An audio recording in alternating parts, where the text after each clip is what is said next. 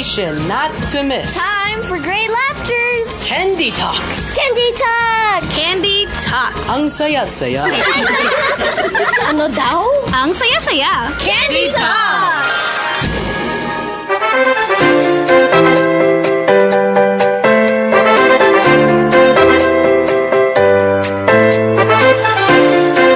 Good morning! Good morning mga kapatid! Good morning, good morning, good morning, good morning, good morning!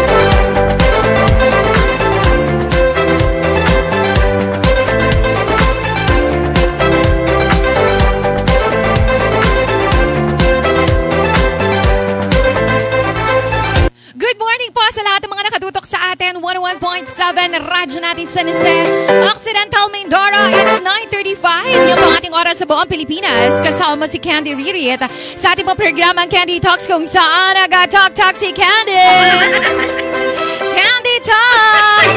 Kamusta kayo? Lalong-lalo na po yung mga masigla ngayong araw na to dahil narinig nila ang mahiwagang tunog. The magic words. Libre kita. Sana all nakakarinig ng mga ganitong salita. Libre kita. Wala ba? Wala eh. Wala tayong maririnig ngayon. Wala tayong naririnig ngayong araw na ito na ganon. E di pag-usapan na lang natin kapatid. Ano ba ang mga reasons kung bakit nga talagang parehas lang naman yung kinakain mo? Parang araw-araw eh, di ba? Halimbawa, nakakakain ka ng same na luto ng isang tao or sa restaurant, di ba? Kakain ka ng pagkain na, bawa, spaghetti. That's my favorite, di ba? Pero iba yung lasa niya kapag ka may nag-aya sa'yo tapos libre eh. Kapag sinabing, oy, libre kita, di ba? Habang kumakain ka, talaga nalalasahan mo talaga every bit of the ingredients. Talagang alam mo na, oh my gosh, 1 teaspoon of salt ito.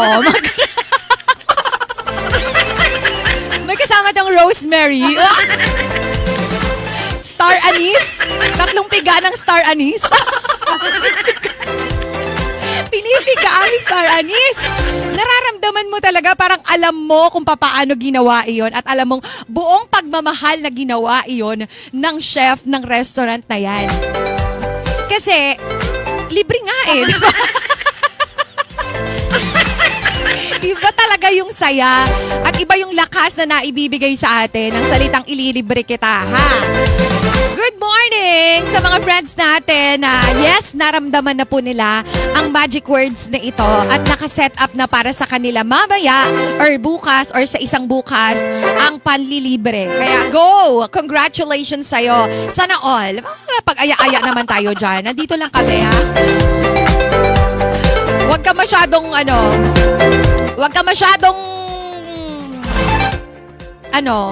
damot.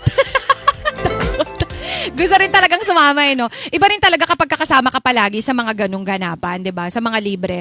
O sige kapatid, now na, pag-uusapan na natin yan kung ano ba yung ibang mga reasons kung bakit nga masaya or masarap ang pagkain, mas nalalasahan natin siya kapag libre daw po ito. Syempre may mga paliwanag yan. Akala mo naman walang paliwanag yan. Pero kung meron kang sariling explanation doon, kapatid, mag-join ka na sa ating live. Dahil naka-live po tayo sa ating pong Facebook page. Puntahan mo lang po ang 101.7 Radyo natin San Jose Facebook page. At naka-live po tayo doon. Ano ka na rin po ito sa ibang mga groups. Pwede po kayong mag-comment. Pero please, i-click nyo na po yung live. Doon po kayo mag-comment. Huwag na po doon sa mismong shinare ko. Kasi baka hindi ko po maisa-isang mapuntahan. No? Dahil naka-live nga tayo, 'di ba? Tamad ka, girl, sabi ni. Di naman sa tamad. Mahirap lang kasi madaming mga na-sharean. So ayun kapatid ha, ganun po yung gawin natin. Puntahan nyo lang po, i-click nyo lang po yung natin, Facebook page natin, tapos makikita nyo dun yung live. Okay, syempre pinapasalamatan natin si Tobs kasi kasama po natin siya sa control. And then kahapon si Kuya Ricky kasama natin. Thank you so much. Salamat sa inyong dalawang pogi ng radyo natin. Syempre, binabati ko rin si Sai ng good morning ngayon. Hi Sai! Sana okay ka lang dyan. Catch you later, okay? Catch up tayo maya-maya ng konti, Bibi. Sabi dito daw, ay nako, meron daw kasing kakaibang, parang may pakiramdam daw, kaya mas masarap ang pagkain dahil kapag wala daw itong sakit sa bulsa na kaakibat. Oy! may kaakibat na sakit sa bulsa. Hindi kasi daw, wala daw bumubulong-bulong sa'yo. Kasi pag hindi to libre, may mga maliliit daw po na sounds. May maliliit na sounds. Yung habang kinakain mo siya, diba? Sabi, 350 tong steak na to. Aray, kamahal. Gano'n naman talaga yun, diba? O kaya pag iinom ka ng soft drinks, diba? 90 to. Ang mahal. Yung parang bawat kagat mo, diba? May pagtansya na kung tama pa ba tong kakainin mo or hindi. Kung tama na ba. Kasi 'di ba mahal. Oh, tapos mag-extra rice ka pa, oh, 'di ba? Sobrang mahal nga naman. So parang ang sarap sa pakiramdam kapag ka libre, walang mga ganong tunog kang naririnig. I-enjoyin mo talaga 'yan siya. 'Di ba? Tahimik yung wallet mo, tahimik ang iyong pandama. Tahimik ang isip, relax ba, no? Kasi na-enjoy natin yung pagkain natin. Ganon. Number 2, may dahilan yan. Meron to tayo tinatawag na expectation effect, diba? Kapag may nang libre. Kasi pakiramdam natin daw, kapag may nanlibre sa atin, may bonus daw tayo na natanggap. Na-feel nyo ba yon yung happiness na kakaiba kapag may nagsabi sa atin na, uy, libre kita ha? Diba? Kasi halimbawa, meron siyang extra na kinita, diba? O kaya may napanalunan siya, shinare niya sa'yo na panalunan, diba? Sabi, ililibre kita ganyan. So parang ikaw, may, meron siyang good feeling sa'yo, diba? Alam mo yun, ano ba mga chemical sa katawan natin? Dopamine, mga yun, di ba? Yung mga nilalabas-labas na chemical ng ating brain para masabi na masaya tayo, makakaramdam tayo ng saya kasi part tayo ng celebration niya, di ba, ng tao. May bonus din tayo.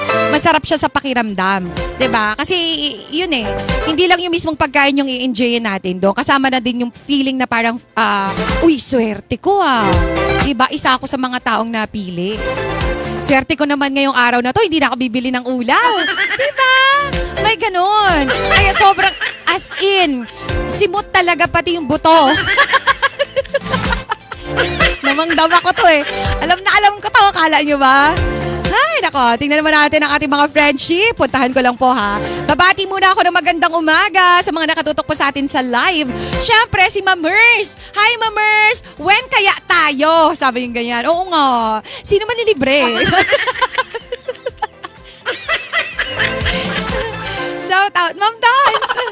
Diba? Hinahanap si Ma'am Donna. Shout out kay Ma'am Donna. Hi! At saka syempre kay Ma'am Mercy, kay Ma'am Elora, kay Ma'am Hana, na sobrang busy sa kanyang pickleball. Sana may time si Ma'am Hana sa atin. Makapagkita-kits ulit tayo. Good morning kay share ka lang, binabati ko si Siopaw. Syempre, hindi pwedeng natin babatiin ng bebe. Jason Garcia, hello, good morning sa'yo din. Thank you ha. Ikaw naman, ano naman ang nararamdaman mo kapag kanililibre ka? Diba? Ano yung pakiramdam? Sabi niya, Aluha!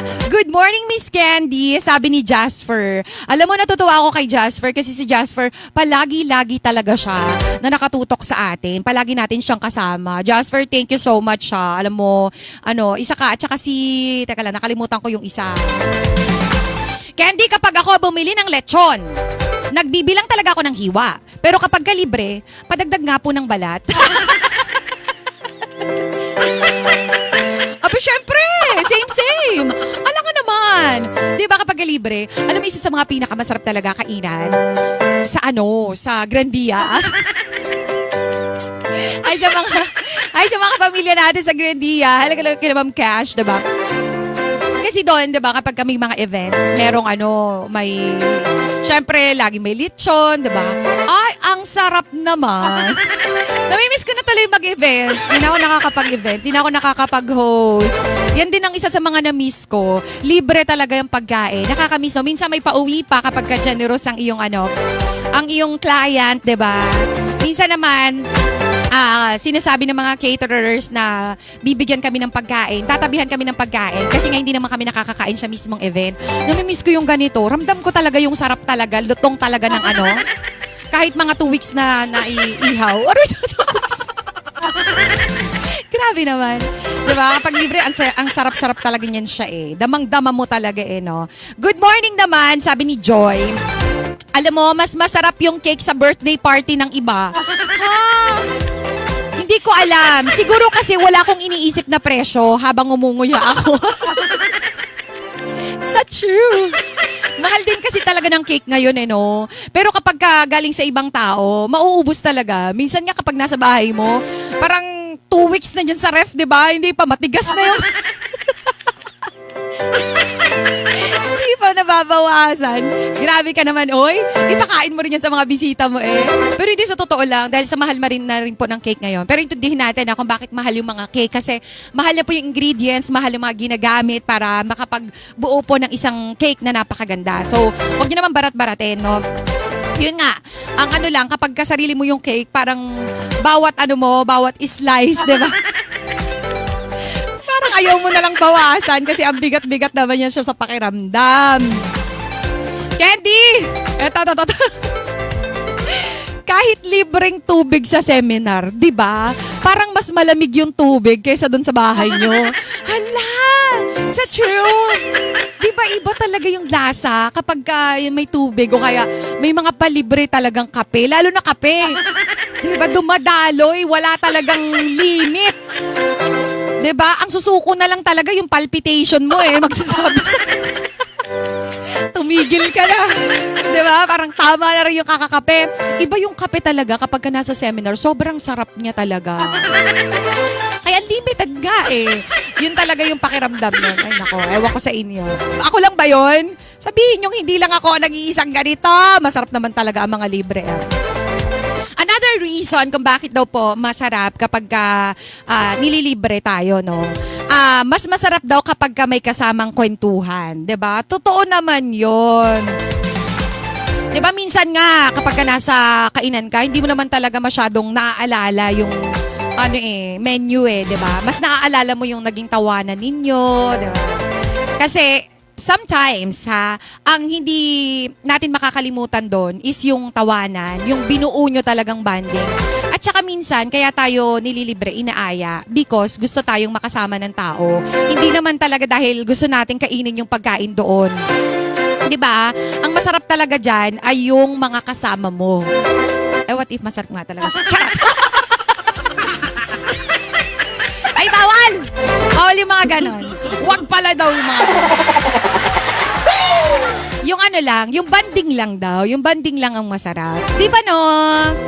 Yung mga kasama mo na aayain ka talaga. Kaya ka naman inaya kasi gusto kanyang makasama. Yun din talaga yung nagpapasarap doon. Number 4, sabi dito, ay meron daw tong psychological term na tinatawag na reward effect. May pa-reward effect din pala. Na mas na-appreciate daw natin ang isang bagay kapag niregalo sa atin. Let's say for example, nakakuha ka ng mataas na marka. Diba? O kaya nakapag basta may ginawa kang mabuti, maganda, may achievement ka, tapos may tao nagsabi sa'yo, talaga, may ganito ka na-achieve. O sige, dahil dyan, ililibre kita. Diba? Parang ang sarap naman sa pakiramdam kapag may ganun kapatid. Sana all. Kinakain mo, hindi lang siya basta ice cream no? Halimbawa, nilibre ka. Ay, talaga, libre kita ng ice cream. Diba parang feeling mo, premium ice cream talaga ito. Premium. Diba? Parang feeling mo may mga coat-coat pa ng mga pagmamahal, mga ganon. Kasi nga, parang mas mo siya, mas na-enjoy mo yung pagkain dahil inirigalo ito sa'yo. Gets mo ba? Pag hindi mo gets, ewan ko sa'yo. Gagalit, gagalit si madam. Ay nako, puntahan naman natin yung iba pa. Sabi niya dito, ay napansin ko rin talaga yan. Kapag kalibre ang buffet, nagkakaroon talaga ako ng pangalawang... Dalawa naman na intestine natin Isang large at saka isang small. Wala, baka nagkaroon ka ng medium intestine. Hindi, sa totoo lang, gets ko to. Di ba minsan, meron tayong mga kaibigan na kakain na tayo, tapos busog na. Di ba? Uy, dessert naman tayo. Di ba? Gano'n, hindi, okay na, busog na ako. Pero pag sinabi ng isang tropa natin, hindi, libre ko na to. Ay, okay, meron pa. May space pa. Diba? Biglang nagkaroon ng space. Dati sapat na, okay na. Diba? Alam mo, wala nang paglagyan kasi nga, gagastos ka pa bibili ka pa ng another, magbabayad ka na naman. Pero nung sinabi niya sa'yo na, hindi, libre ko na to, diba? Biglang yun nga, nagkaroon ng medium size na na intestine. Small, medium, at saka large intestine. Ang banda nakalagay yun, ha? Kaya, Tonton! Good morning to you, Tonton. Hi! Puntahan natin si Tita Philomena. Sabi ni Tita Philomena ay... Ay, kay Kuya Erwin muna. Hi kay Kuya Erwin.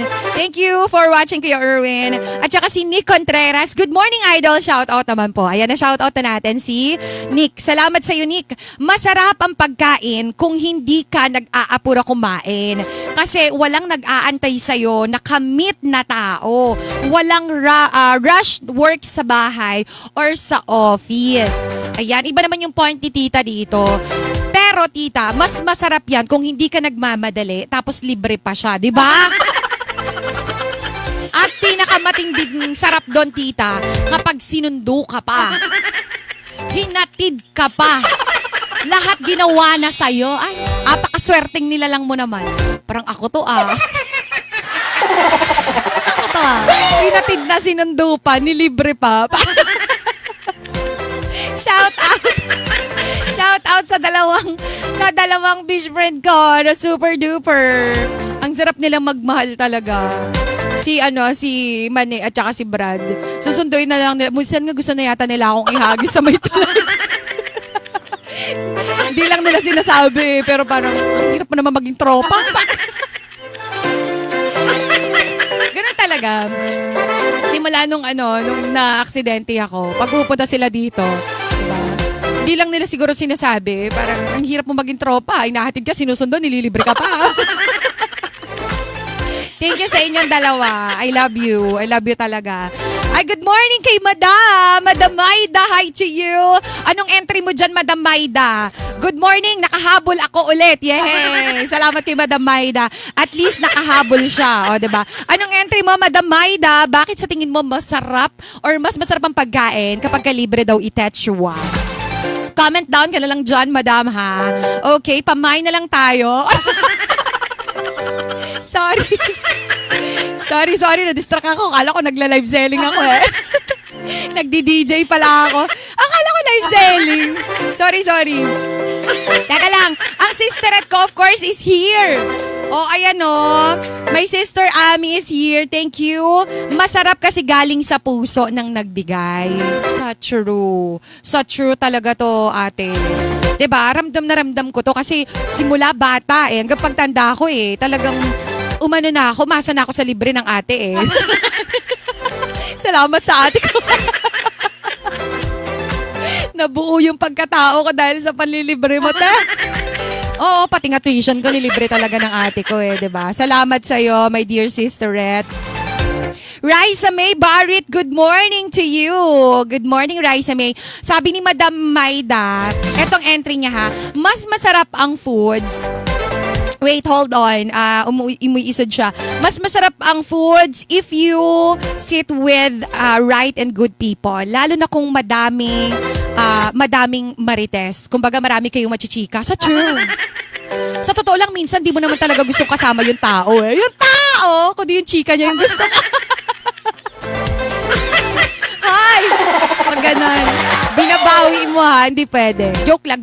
Yung tao talaga. At the same time, yung baon-baon niya talaga. At yung ambag niyang marites sa'yo. Ganon. O para dun sa mga tao na nalilibre, o yan, diba? Dapat magkaroon naman kayo ng courtesy na may baon kayong chika. Kasi hindi ka na kayo magbabayad. Dapat punuin mo ng tao o chika yung dapat may baon kang mga chismis dyan para lalakas. Pero hindi, so totoo lang, napansin nyo ba? Kapag nililibre tayo ng mga tao, mas nagiging malapit tayo sa kanila. Hindi dahil gumagawa sila ng kabutihan sa atin, kundi dahil nararamdaman natin na kumbaga special tayo sa kanila. Nararamdaman natin na parang we belong, 'di ba? Kapag nilibre tayo at parang nararamdaman natin na naaalala nila tayo. 'Di ba? May ganung pakiramdam siya kaya masarap din talaga at nai-enjoy natin. Hindi na nga natin nararamdaman na parang or nalalasahan na maanghang na pala yung kinakain natin. Nahiya ka kasi magsabi na hindi ka pala spicy eater. Dahil libre sabi mo, sige go. Umuwi kang, di ba, puro sipon. Talaga naman. Nahiya ka naman magsabi na, Hindi ako kumakain ng maanghang, pero dahil libre, kinain mo na lang. Grabe naman. Sabi ka din pwede naman yun. Kapag kanilibre ka, ibig sabihin, gusto kang kasama ng isang tao. At alam nyo ba, nakakapagbigay din daw ito sa atin ng kasiyahan in the sense na dalawang parts ng kabutihan. Na may nanlibre sa'yo, diba? Gumawa siya ng kabutihan. Baka nung mga panahon na yan, kailangan mo rin talaga ng extra na pagkain, diba? Baka nung time na yan, wala ka na rin talaga makain, pero biglang may nanlibre sa'yo, diba? Bigla kang inaya, nakalibre ka ng isang meal, diba? Malaking bagay po yan. At syempre, yun nga, sabi natin, yung kasiyahan na naibibigay nito sa'yo. Kasi kapag ka masaya ka, ibig sabihin, makakagawa ka ng mabuti. Di ba no? Alam niyo ba yung kapag ka masaya tayo, nagkakaroon tayo ng pagkakataon din para yung saya natin, maipasa din po natin doon sa ibang tao. Kaya ngayong araw na to, friend, challenge natin ang bawat isa. Mag-aya tayo ng taong manlilibre sa atin, okay?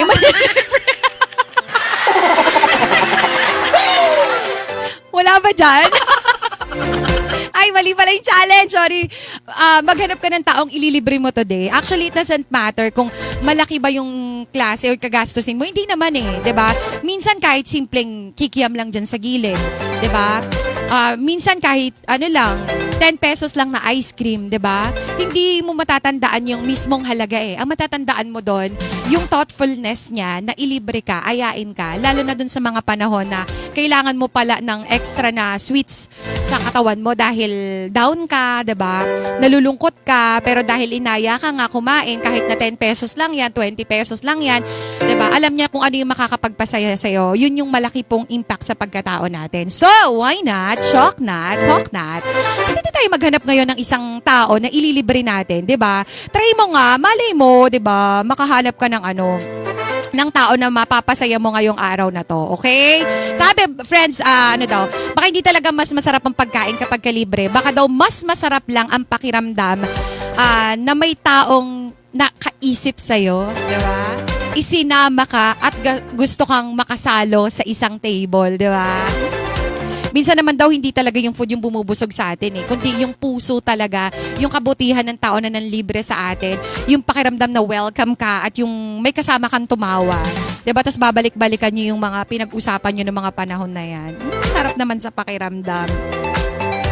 Okidoki. Manlibre ka ng tao ngayong araw na to ha. Pwedeng-pwede yan. O siya, sige. Sakto lang tayo today. Parang feeling ko hindi tayo mag-overtime. Hindi sa atin magagalit si Thomas. Uy, good morning kay Roger Navarro. Good morning pala. Sorry, excited lang Kaya mali yung unang chat. No problem, Roger. Walang problema sa atin yan. Siyempre si Samson Delgado. Good morning din sa'yo. Good morning, Ate Ken. Salamat sa inyo. Siyempre si Kuya Ricky. Sino ang manlilibre sa akin? Sabi ni Kuya Ricky. Oo. Ala, paano yan? Sabi ni Kuya Ricky, paano yung lagi ako nalilibre? Sino naman libre sa akin na yan ngayon? Ayan. Ililibre ko si Kuya Ricky kapag nakakuha na ako ng aking komisyon. At saka si Tobs. Diba? Kakain kaming 3 sa labas. Akala nyo 3 lang kami. Di sinama si Sir Bong. Kasi pag sinama namin si Sir Bong naman lilibre. Paano? Diba? Wala na yung libre ko. Si Sir na magbabayad. Pakiramda, teka lang ha. Eto, babasahin ko muna ito bago ako magpaalam. Siyempre, ang aking kapatid, si Pitts, no? Good morning kay Pitts. Eto, nakikita niyo mga kagamitan ko dito kay Pitts po yan. Hiniram ko lang. Pitts, thank you so much. Salamat sa kapatid ko na always nandyan para pahiramin ako ng mga gamit niya. Sabi ni Pitts dito, may entry ka ba kapatid? Mas masarap ang pakiramdam kapag nagpautang siya. Sabi hindi ka pa talaga na sa libre Gusto mo pa talaga utang? Okay na yung libre. Ano ka ba? Utang pa, magbabayad ka pa na yun.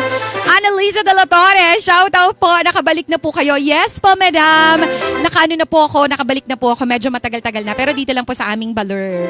Sinundo, hinatid, libre. Baka may gang, ano yan? Baka gang altar na Ate Kens. Bakit ang gang altar? Bumagal yung brain cells ko doon, tita Okay. O siya, sige, wala na ba? Raisa May Barrett, good morning to you, bebe. Maraming salamat. O siya, ang challenge natin today, maghanap ng isang tao, kahit isa lang, na ililibre. Sa kapatid ko kay Pitts, huwag ka na maghanap. Andito na ako. Pagkatapos ito, ilibre mo ako Bahala ka dyan.